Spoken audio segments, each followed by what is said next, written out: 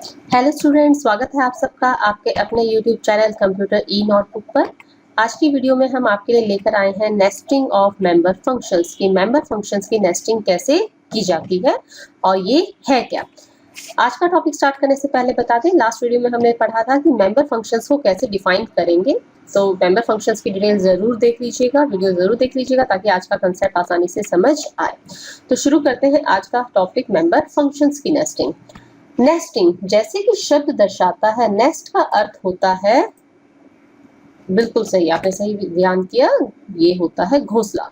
जैसे घोंसले में घास के तिनकों को एक के अंदर एक डालकर पूरा का पूरा घोंसला तैयार किया जाता है, वैसे ही आपके पास प्रोग्रामिंग में एक वस्तु के अंदर दूसरी वस्तु को डालना क्या कहलाता है, नेस्टिंग। उसे हम क्या कहते हैं, नेस्टिंग। जैसे अगर एक क्लास के अंदर दूसरी क्लास है तो वो क्या होगी, नेस्टिंग ऑफ क्लास।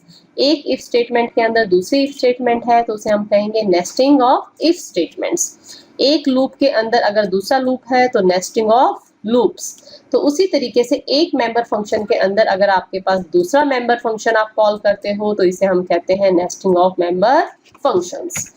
एग्जांपल देखते हैं कि कोडिंग में ये किस तरीके से लिखा जाता है। एक क्लास हमने यहाँ ली है जिसका नाम है ए, जिसमें हमने डाटा मेंबर लिया x और उसके बाद हमने एक फंक्शन डिफाइन किया इन, जिसमें कुछ स्टेटमेंट्स होंगी। ये दोनों ही मेंबर किस टाइप के होंगे, प्राइवेट टाइप के। फिर हमने पब्लिक एक्सेस स्पेसिफायर कीवर्ड लिखा और एक फंक्शन डिक्लेयर किया जिसका नाम है फंक्शन आउट। इसमें भी कुछ स्टेटमेंट्स हैं, लेकिन लास्ट स्टेटमेंट है जो हमारे ध्यान देने लायक है यहाँ पर इस टॉपिक में, जिसे हमने लिखा फंक्शन इन। तो यहाँ क्या किया है, हमने इस फंक्शन को कॉल किया है, यानी ये फंक्शन आउट जब कॉल होगा वो अपने आप में फंक्शन इन को भी कॉल करेगा। यहाँ ये फंक्शन आपका क्लोज हुआ और यहाँ आपकी क्लास की डेफिनेशन खत्म हुई और सेमीकोलन से हमने उसे टर्मिनेट कर दिया। अब बारी आती है नेक्स्ट जो है मेन फंक्शन में कैसे लिखा जाएगा। मेन फंक्शन में हमने हमारी क्लास ए का ऑब्जेक्ट बनाया, ऑब्जेक्ट का नाम लिखा ऑब्जेक्ट 1 और ऑब्जेक्ट 1 जो है फंक्शन इनको तो कॉल नहीं कर सकता क्योंकि ये प्राइवेट मेंबर है, लेकिन फंक्शन आउट को क्लास के बाहर डायरेक्टली कॉल कर सकता है क्योंकि ये यहाँ पे पब्लिक मेंबर बनाया गया है। तो जैसे ही ये स्टेटमेंट एग्जीक्यूट होगी object 1 function dot out, control यहाँ से जाएगा कहाँ, यहाँ पर जितनी स्टेटमेंट्स हैं वो एग्जीक्यूट होंगी। फिर फंक्शन डॉट इन स्टेटमेंट, जैसे ये स्टेटमेंट एग्जीक्यूट होगी कंट्रोल गया यहाँ आपके पास और ये जो प्रोग्राम है, ये फंक्शन जो है पूरा का पूरा एग्जीक्यूट होगा। और एग्जीक्यूशन के बाद कंट्रोल वापस कहाँ आएगा, फंक्शन आउट पर, और यहाँ से फिर आपके पास कहाँ जाएगा, आपके मेन फंक्शन में। इस तरीके से नेस्टिंग ऑफ मेंबर फंक्शन आपके पास काम करती है। हम इसे एक छोटे से एग्जांपल के साथ और देख सकते हैं। जैसे बिल्डिंग में अगर हम घुसते हैं तो सबसे पहले क्या आता है, ग्राउंड फ्लोर। तो ये आपके पास क्या है, आपका मेन फंक्शन। मेन फंक्शन ने किसको इन्वोक किया, फंक्शन आउट को। किसको इन्वोक किया, फंक्शन आउट को। उसने काम करना शुरू किया और फिर हमने यहाँ फंक्शन आउट ने किसको कॉल किया, फंक्शन इन को। और आप यहाँ आ गए, बाहर निकलोगे तो पहले कहाँ से, इन से आउट में आओगे, फंक्शन आउट में, और वहां से कहाँ आओगे, मेन फंक्शन में। तो इस तरीके से ये जो है नेस्टिंग ऑफ मेंबर फंक्शंस आपके पास काम करती है। अब एक जो है क्लास हम डिस्कस कर लेते हैं। प्रोग्राम का पूरा कोड हम यहाँ लिखेंगे और ये आपको बता दें कि ये जो कोड है इस तरीके के एग्जांपल्स जो है पेपर पॉइंट ऑफ व्यू से बहुत इंपॉर्टेंट है, क्योंकि पूरे 4 या 5 नंबर में इस तरीके के जो है क्वेश्चंस को पूछा जाता है। तो ध्यान से देखिएगा इसकी कोडिंग। ये जो क्वेश्चन है आपके पास, इसमें कहा गया है कि एक क्लास बनाइए इलेक्ट्रिसिटी बोर्ड के लिए, जो इलेक्ट्रिसिटी बिल है उसे कैलकुलेट करेगी। और बिल कैलकुलेट करने का तरीका रहेगा आपके पास, for first 100 units 1 rupee per unit. Her unit का क्या रेट रहेगा, 1 रुपये। और अगर 100 से ऊपर जितनी भी यूनिट्स हैं आपके पास, यहाँ आप इसे ग्रेटर देन लेंगे, इक्वल टू नहीं लेंगे। 2 रुपीज पर यूनिट, हर यूनिट का कितना चार्ज रहेगा, 2 रुपये। All users are charge a minimum of ₹100, 100 rupees सबसे चार्ज लिया ही लिया जाएगा। अब इस प्रोग्राम के लिए, इस प्रॉब्लम के लिए आपको एक C++ प्रोग्राम लिखना है जो कि यूजर का बिल कैलकुलेट करके प्रिंट करेगा। तो देखते हैं, शुरू करते हैं। क्लास बनाएंगे सबसे पहले। क्लास का नाम रखा हमने इलेक्ट्रिक। यहाँ पे यूनिट कैलकुलेट करनी है क्योंकि यूनिट से ही बिल कैलकुलेट होगा। तो इंट यूनिट हमने एक डाटा मेंबर लिया। फिर कस्टमर का नाम होगा, जो इसके लिए हमने एक एरे ली, कस्टमर नेम टाइप की, कैरेक्टर टाइप की।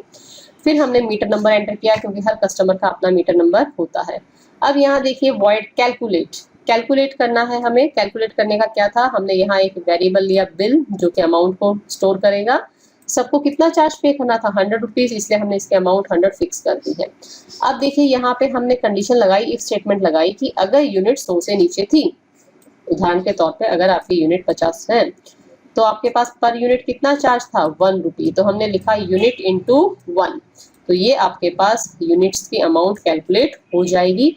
और इसमें हमारे पास बिल की जो पहले से जो फिक्स अमाउंट थी वो हमने ऐड कर दी है, अब नया बिल की अमाउंट यहाँ जनरेट हो गई है। नेक्स्ट है अब आपके पास इसमें अगर यूनिट 100 से ज्यादा है, यानी 50 ना होके यूनिट आपके पास 150 है, तो हमें पता है फिक्स चार्ज 100 रुपये ऑलरेडी है, वो हम ऐड करेंगे, प्लस 100 पहली जो स्टार्टिंग की 100 यूनिट थी उनका चार्ज कितना होगा, 1 रुपये, तो वो हमने 100 इंटू 1 लिख दिया। और अब जितनी यूनिट है उसमें से 100 माइनस करने के बाद जो यूनिट बचेंगी यानी 50 यूनिट, अब इनका क्या रेट रहेगा हमारे पास, 2 रुपये प्रति यूनिट, इसलिए हमने लिखा यूनिट माइनस 100 इंटू 2। तो अब आपके पास बिल जो है वो कंप्लीट कैलकुलेट हो गया है। हमने यहाँ सी आउट बिल को डिस्प्ले कर दिया, फिर हमने यहाँ ये जो कैलकुलेट फंक्शन था इसे यहाँ क्लोज कर दिया है। नेक्स्ट अब ये है आता है आपके पास, ये सारे के सारे मेंबर्स क्या थे अभी तक, प्राइवेट मेंबर्स थे। अब हम पहुंचते हैं पब्लिक कीवर्ड के पास। यहाँ हम अब जो फंक्शंस लिखेंगे वो कैसे होंगे, पब्लिक फंक्शंस होंगे। तो हमने लिखा है यहाँ customer detail, enter name and meter number, हमने जो है नाम और मीटर नंबर को इनपुट करवा दिया सी इन स्टेटमेंट से। फिर सी आउट स्टेटमेंट आई, नंबर ऑफ यूनिट को डिस्प्ले करना है, एंटर करना है, तो हमने जो है एंटर करवा दिया सी इन यूनिट, यानी कस्टमर की सारी बेसिक डिटेल हमने इनपुट करवा दी है। कौन से फंक्शन से, कस्टमर डिटेल से। अब हमारे पास एक फंक्शन और यहाँ हमने दिया है वॉइड प्रिंट बिल, जो बिल को प्रिंट करेगा, लेकिन ये फंक्शन हमने यहाँ सिर्फ डिक्लेयर किया है, डिफाइन नहीं किया है। इसके बाद हमने यहाँ क्लास को क्लोज किया, डेफिनेशन क्लोज की, यहाँ पे करली ब्रैकेट और सेमीकोलन से। अब बात आती है, हमने क्लास को डिफाइन कर दिया है, सिर्फ एक फंक्शन रहता है जिसका नाम है वॉइड प्रिंट बिल, जिसे हम क्लास के बाहर डिफाइन करेंगे। क्लास के बाहर हमने यहाँ पे लिखा वॉइड रिटर्न टाइप जो है आपके फंक्शन की, फिर हमने लिखा इलेक्ट्रिक क्लास का नाम, क्योंकि क्लास के बाहर हमें नहीं पता कि ये प्रिंट बिल फंक्शन कौन सी क्लास का है, इसलिए क्लास का नाम और स्कोप रिजोल्यूशन ऑपरेटर ये 4 डॉट हम यहाँ इस्तेमाल करते हैं। फिर हमने हमारा फंक्शन स्टार्ट किया, कस्टमर नेम, नेम प्रिंट कर दिया, cout meter number double quote में और मीटर की नंबर की वैल्यू डिस्प्ले कर दी, सी आउट बिल अमाउंट। जैसे ये स्टेटमेंट एग्जीक्यूट होगी उसके बाद हम कहाँ जाएंगे, कैलकुलेट फंक्शन पे, जो कि टोटल जो है कैलकुलेट करेगा बिल को और उसे डिस्प्ले कर देगा। या हमने हमारे फंक्शन को क्लोज किया। अब आते हैं हमारे मेन फंक्शन पे। ध्यान रहे मेन फंक्शन को हमने यहाँ क्या बनाया है, इंटीजर रिटर्न टाइप दी है, तो इसमें रिटर्न स्टेटमेंट भी जरूर होगी, रिटर्न 0। अब मेन फंक्शन में हमने हमारी क्लास इलेक्ट्रिक का ऑब्जेक्ट बनाया, जिसका नाम हमने क्या रखा, बिल 1। अब हमने बिल 1 की कस्टमर डिटेल एंटर करेंगे, तो हमने फंक्शन को कॉल किया कस्टमर डिटेल, कॉल कर लिया। अब नेक्स्ट वन है बिल को प्रिंट करना है, बिल 1 प्रिंट बिल, लेकिन बिल तो कैलकुलेट नहीं हुआ, बिल कहाँ कैलकुलेट होगा, कंट्रोल यहाँ जाएगा प्रिंट बिल पे, ये स्टेटमेंट्स एग्जीक्यूट होंगी और इंटरनली ये नेस्टिंग है मेंबर फंक्शन की, जो इस फंक्शन को कॉल कर लेगा। क्योंकि कैलकुलेट को हम यहाँ डायरेक्ट मेन फंक्शन में इन्वॉल्व नहीं कर सकते, क्योंकि ये किस टाइप का है, प्राइवेट टाइप का है। बाय डिफॉल्ट क्या होते हैं, सारे प्राइवेट होते हैं, तो ये प्राइवेट टाइप का है। तो ऐसी स्थिति में हमें प्राइवेट फंक्शन जो हम नहीं चाहते कि बाहर की दुनिया को दर्शाए जाएं, उन्हें हम प्राइवेट डिक्लेयर कर देते हैं और उन्हें हम जो पब्लिक मेंबर फंक्शन है उनकी मदद से उनके द्वारा कॉल करेंगे। और ये आपके पास यहाँ बिल की अमाउंट डिस्प्ले हो जाएगी, रिटर्न 0, और मेन फंक्शन आपका एग्जीक्यूशन क्लोज कर देगा। तो ये थे आपके पास नेस्टिंग मेंबर फंक्शंस और इसके कोड। अगर आई होप आज का टॉपिक क्लियर हो गया होगा, लेकिन अगर फिर भी कोई डाउट है तो कमेंट बॉक्स में लिखकर जरूर पूछिएगा। यूट्यूब चैनल को अगर सब्सक्राइब नहीं किया है तो प्लीज सब्सक्राइब कर दीजिए।